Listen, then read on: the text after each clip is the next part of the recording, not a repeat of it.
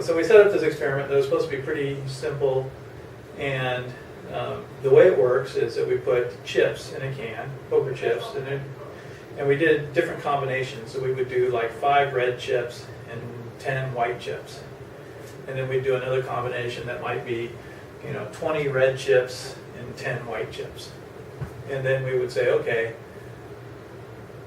we're going to pull 5 chips from the can with replacement, and if you can predict how many red chips we pull, you win $5.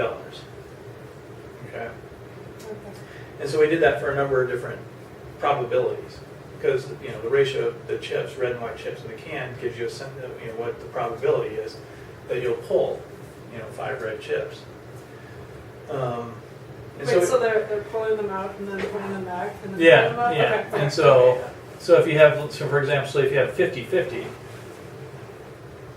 right, then there's a 50% probability that you pull a red chip.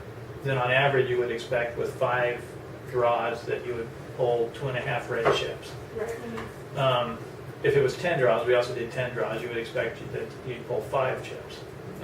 And so, you might expect that's what the prediction would be in order to get the $5.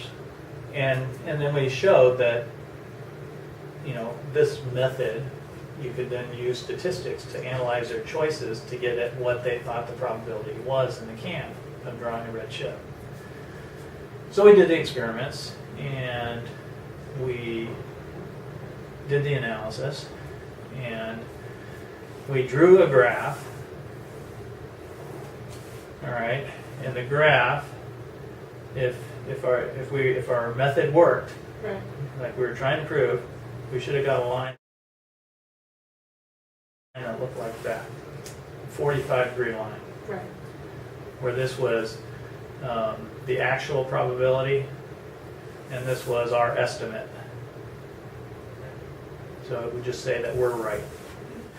Well, when we drew that line, we got something that looked like this.